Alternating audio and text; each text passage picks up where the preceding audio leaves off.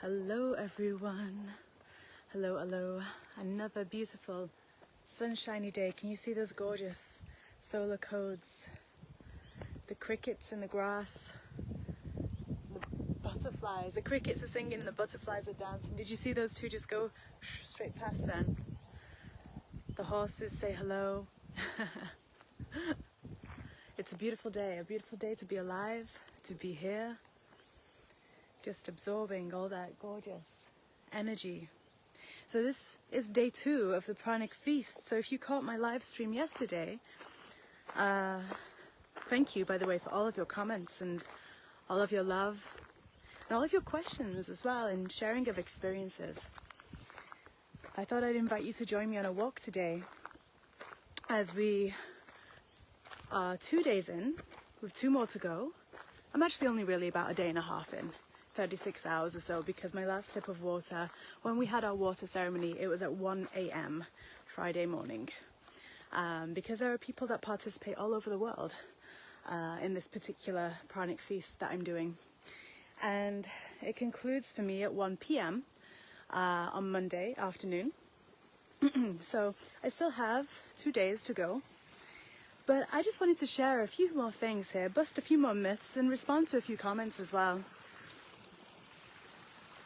So the first one is about fasting. So I said in the first video that Pranic feasting, you know, the intention is not to fast, because to fast is to deplete the body of something. It's to deprive ourselves of something. That's not what we're doing here. That's not what we're doing. We are feasting on prana. We're feasting on prana. And it really is a joyful experience as well. It's a joyful experience. It's not an experience that's meant to be awful and challenging and, you know, it's meant to be joyful. Because your body loves lighter forms of nourishment. I was watching a video by a doctor, what's he called? Sergey is Russian doctor, Sergey Filanov, I think he's called. And he's a doctor who has been practicing fasting for decades now, absolute decades. And it's always really interesting to hear the wisdom of someone who has not only studied this, but knows the base of all the other practices, all the other modalities of healing. Because that really does come up quite a bit. You know, whenever we've been trained in a certain way, usually when we train, when we learn something, when we get an accreditation, you know, we are really reciting information that someone else has given us before, rather than, you know, actively having such an open mind, such a surrendered heart, that no other perspective threatens us, right? But in today's world, we often find that energy of being threatened when something new is coming up, or something that we just haven't ever really heard before, that our ego doesn't really want to grasp just yet. Pranic feasting is a joyful experience. I woke up this morning and I had the most wonderful dreams. It was a really loud bee. Did you hear that? The most wonderful dreams. And I woke up, and instead of having a glass of water, which is what I would normally do when I wake up if I'm not living off prana, I meditated. I meditated for a little while.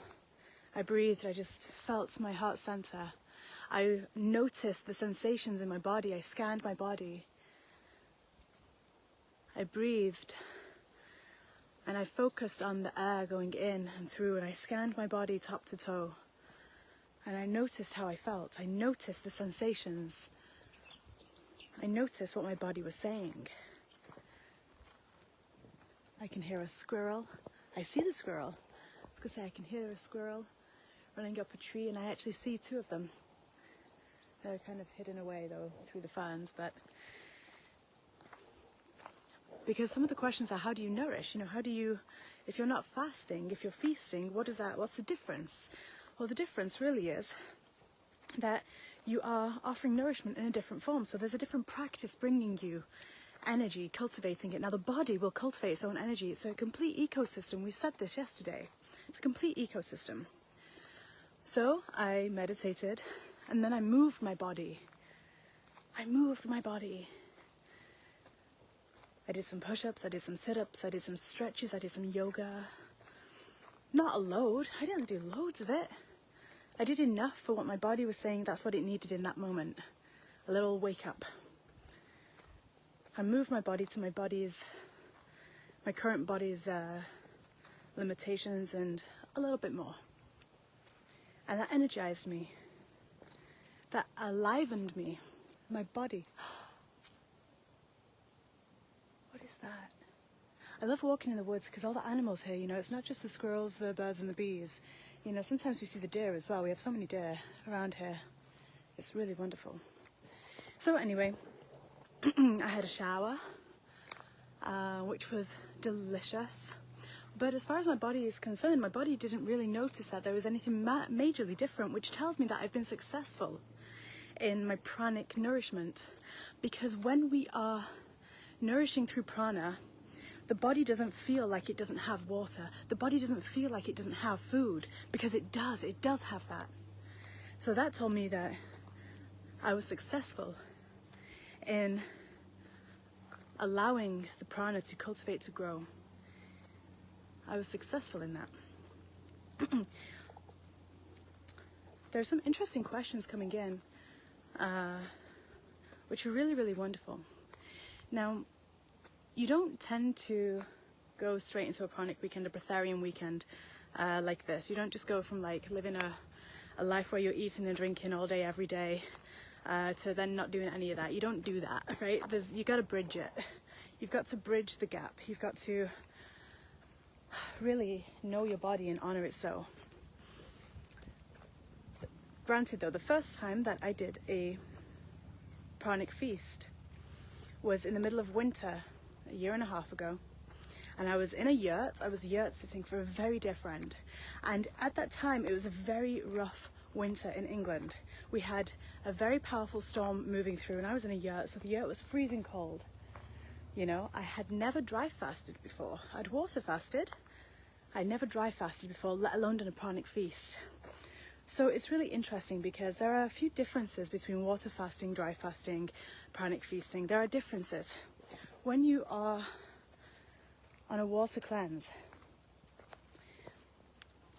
within our body, within our actual bodies, we have parasites that live happily in there, viruses that live in there. We have bacteria, you know, we have all these things that are living in our body that we host. And they can live on water alone. So when we are on a water fast, it's very clarifying, it's very cleansing, it feels wonderful, and it's a wonderful bridge. Wow. Oh, did you see that? That was the most beautiful bee. Literally landed just on my fingertip and then startled me a little. I was saying to my neighbour the other day, we were talking about bees, and I was like, bees have always loved me. Probably from the bee priestess times, who knows. But they used to always land on me, and she was like, oh really? And I was like, they still do. Just like that bee did them. But anyway. Where are we going with this? When I was watching Dr. Villeneuve this morning, he was talking about the difference between when you are cleansing with water and when you do not have the water or the food. And the power that really it offers, because you're then working with the element of fire instead of the element of water. When you're working with the element of fire, you know, within our beings, he was explaining, we have, how did he phrase it? Essentially, he said it's dead water, but he used an actual term, pathogenic water, I think he may have said. And that's water that is dead within us. Now, for any of you that watch my videos regularly, you know we talk a lot about emotion. We talk a lot about the waters within us and letting them clear and letting them cleanse and alchemizing and, you know, releasing the trauma in the body, in the emotions, in the nervous system, all of that. And he was putting a very scientific spin on it, and it was incredible to hear, Because when you do a water fast, you have to go for a minimum of 9 days for your body to have a healing crisis. Now, a healing crisis is when your body is releasing something that could be a belief that is stored in the cells, that could be something in the DNA, that could be something, it's a misalignment somewhere. So for those that have like hay fever, asthma, or allergies, chronic illness, water alone is not going to reduce the inflammation to a substantial amount to really cure or heal a chronic illness. Dry fasting, though, will, because what dry fasting does is it uses the element of fire and spirit. And with fire, you are clearing through the old dead water within, so your body can recreate new crystal clear alive water, right? This is really powerful. One of the things that startled me the first time I ever did a 3.5 day Pranic feast was that I was still urinating each day. Each morning I'd wake up, I'd go to the loo, I need a wee. And it's quite funny because you're like, well, if you're not drinking, where's it coming from? But like I said yesterday, the body is drinking water. It's creating water. Because what is water created of? Well, H2O. Hydrogen, twice, and oxygen. And what are those? Those are air molecules. So the body will create it like a jigsaw. It will put it together as well. Right? I had a shower that was delicious for my skin. I know tomorrow when I have a shower, it will feel very, very delicious. Today it just felt normal. Which once again was telling me that I'd successfully received enough prana in my day yesterday and this morning. But let's go back here to what a dry fast, elongated or pranic feast as we're calling it, can do. And a healing crisis is when whatever it is, physical in your form, and your emotional, mental and physical, comes forward to really speak up. So that's going to look like having a very physical symptom. My first pranic feast, I had this a lot. It was not joyful, my first pranic feast. And I'm going to share that with you because I think it's important to see as well. Because, like I say, this is the 4th one that I've done. And I'm prepared in such a way, in this one, essentially how they told me to prepare, the group that I'm doing this with, who are full of experience and wisdom. And previously I hadn't really offered the time to do the correct preparation. So previous times where it'd been a little bit more challenging, I hadn't done a juice cleanse before. I only really did maybe like water the day before and the Shank Prakshalana, and that's not enough. If we actually really are serious about detoxing our body, then you want to juice for a month minimum. That's what the doctors say anyway. The doctors in this field, and those that have got much experience in it, that's what they say. Like, there's so much kind of like pollen and fluff floating around. I'm like, anyway. So my first pranic feast, I'm kind of an all or nothing person. I'm an all or nothing being in many aspects of my life. One of which is when I do something such as this. So I decided I came across it through a Breatharian that I follow, and they were participating. They were offering one of the satsangs, one of the information sessions each day, one of the science of the body type of workshops. And I just jumped straight in. I travelled a few hours to go to my friend's yurt because I was yurt sitting anyway. And and I remember going, oh my God, it's like the middle of winter, so below zero. I'm in a yurt. My body is now getting cooler anyway because it's not helping the food in my stomach rot. It's it's not creating energy, fire energy, temperature that way. So your body naturally goes cooler anyway. And I hadn't cleaned my colon and my intestines well enough. So when we don't do that, we say that the gut is the second brain, but it's not. It is the brain. If you look at the Human Garage, that's an Instagram account, really good, and they will say that. They'll talk about that. The gut is the brain. Everything's in there. So if we've got food, old food, mucoid plaque, lots of things going on. There's that bee again. you know, that's going to make it very challenging for us. So this massive storm was blowing through England.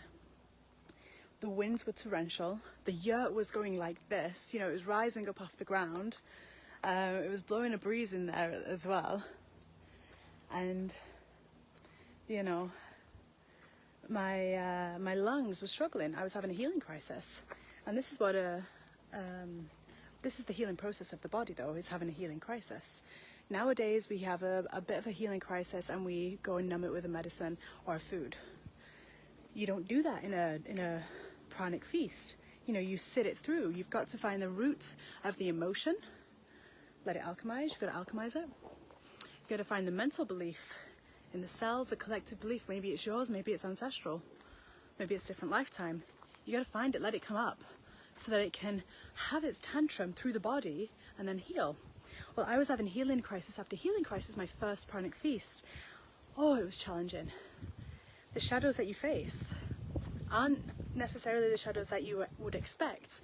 They are the shadows of the world when it comes to things that we've believed for 10,000 years. You know, things based on survival and instinct. You know, there are those that say that we evolved from cavemen, but we forget about the Lemurian days, or we forget about the Atlantean days, and the other days as well that don't have names, where we were a very high evolutionary state, you know?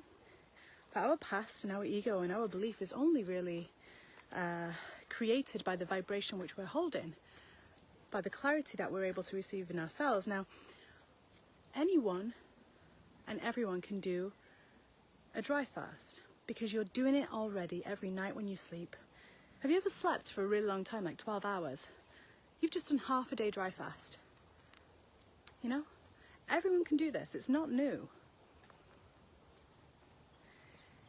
But there are those that will panic, you know. The conscious mind is going to panic if you're someone that's had medication for a long time, if you're someone that's had a lot of issues with their body, you know, and have developed, and I speak about this with the utmost respect, because, you know, I've been there. I created it in my body in this lifetime a massive plethora of chronic allergies, of autoimmune, you know, stuff, and I've been through the healing journey as well, of healing them naturally, you know. When you allow the healing crisis to come forward, you allow the alchemy. It's really powerful. But yes, there are things to bridge in between. You know, you're not just going to go from allopathic medicine, so, you know, go to the chemist or the pharmacist and the medical doctor. You're not just going to go from seeing one of those every day of your life to then just healing yourself like that, right? You're going to bridge it in between, homeopathy or, you know, holistic health, kinesiology. These are all things that complement one another. They're not opposing one another, right?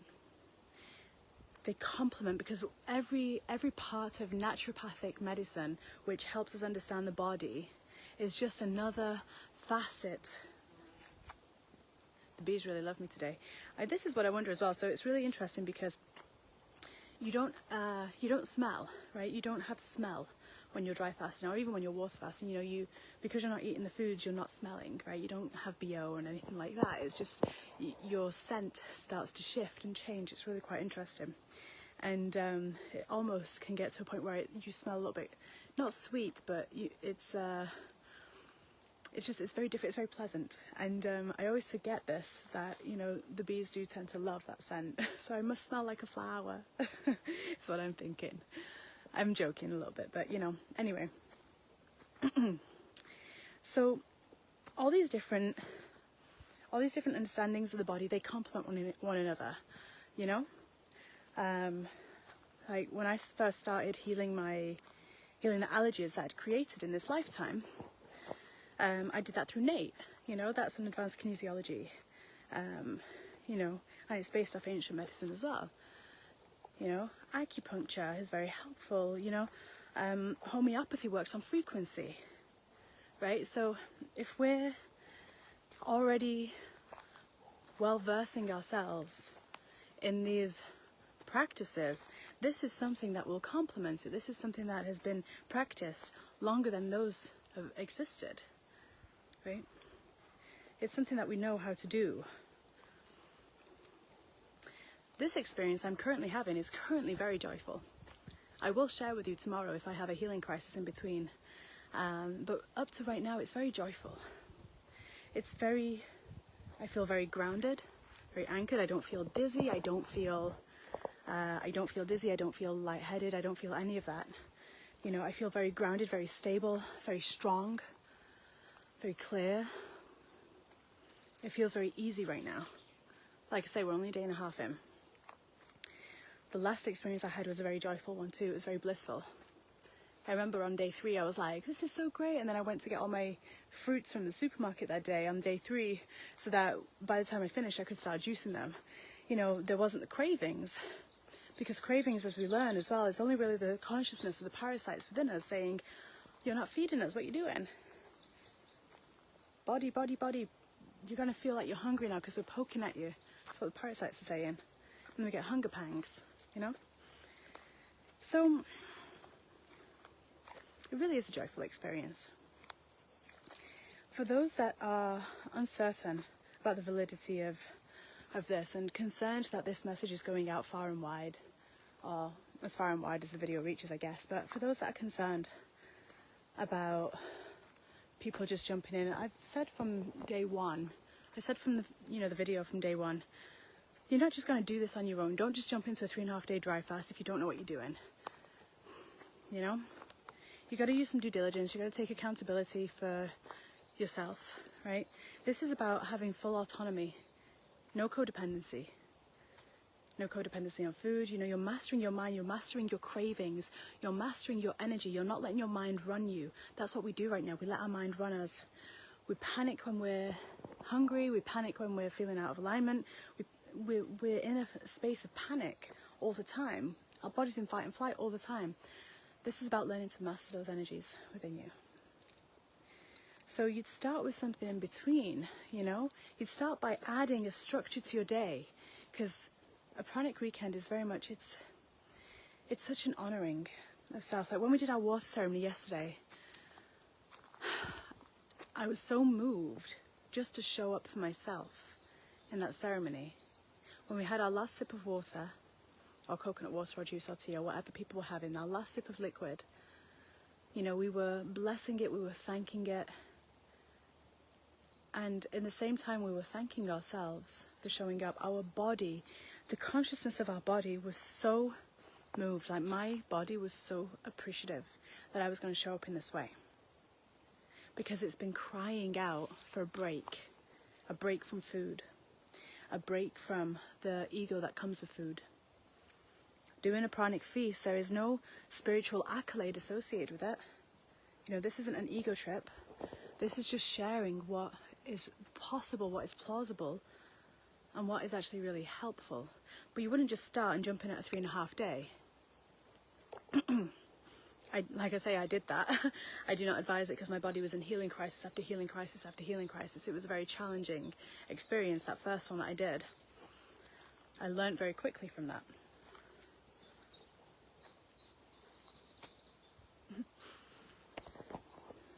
Like little bits of pollen on my...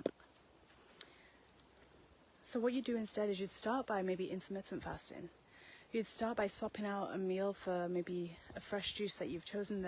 You've gone to the shop and you've bought the organic fruits and vegetables and you've juiced it, you know, or a coconut water, or, you know, you start with something different. Maybe you don't have your first meal until noon instead of early on in the morning, you know. Maybe you find an intermittent fasting program that is going to help you there. Maybe you start to really tune into your foods. I'm just looking at 2 butterflies dancing, a beautiful dance of union in front of me. But maybe you start there. Maybe you start by doing a day on juices or a day on water. Maybe you start by just honouring the sleep schedule, by honouring boundaries of technology, by honouring your body and your energy fields. Maybe you start by doing 1 day dry fast every week or every fortnight. you know, work your way up, incorporate it into your life as it is right now. Really see and really feel what your body wishes to tell you. Really allow yourself to pay attention. There's loads of people doing this as well. Dr. What's she called? Dr. Mindy. She does dry fast Mondays on Instagram. You know, she's got a lot of knowledge as well. I personally, I found that helpful before I started dry fasting, before I started pranic feasting. Now I pay attention to the doctors out there who are speaking about pranic living for longer, because that's where I'm at right now. That's what I'm curious about right now. You know, that's what my body wants to remember right now.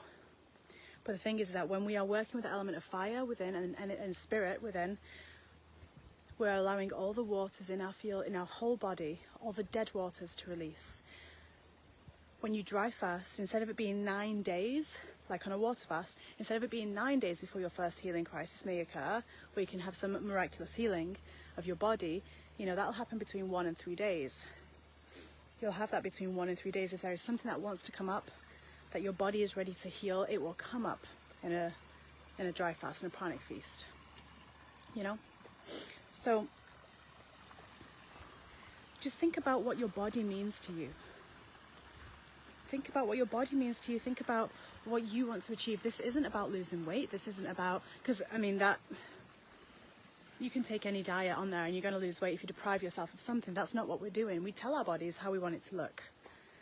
I was speaking to yesterday a Breatharian friend in Romania, and she was saying she tells her body how she wants it to look. She wants her higher self to choose the form of her body, and that's what it'll take the conscious shape of, the strength of. You're not going to lose muscle mass, you're not going to lose things like that, you know, because this isn't a depletion that we're doing.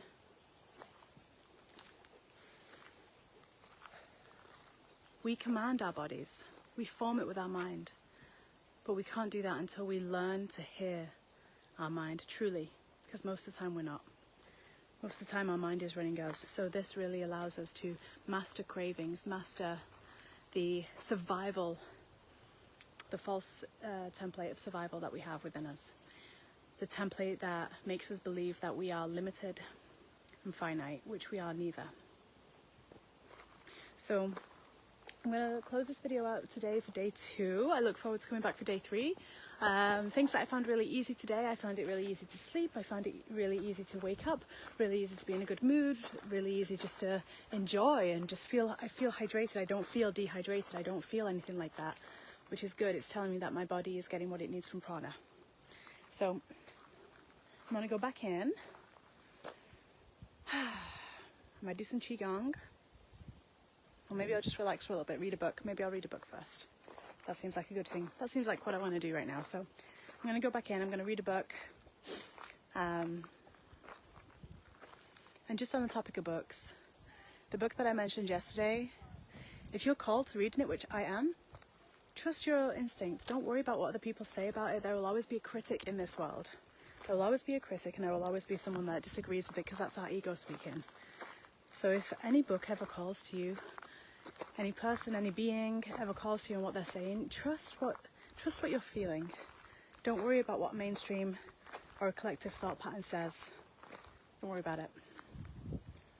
Just learn to discern for ourselves and learn to stand up for people's right to express their expression. Even if it doesn't agree with us, you know. Can't remember who it was that said that, but, you know, I'll always defend your right to say whatever it is that you want to say, even if I don't agree with it, because we are not threatened by other people's words. It's not possible to be threatened unless we don't believe ourselves, really. So, just leaving it on that note. And I look forward to hearing or reading any comments that you may have. I'll see you tomorrow for day 3. Bye for now.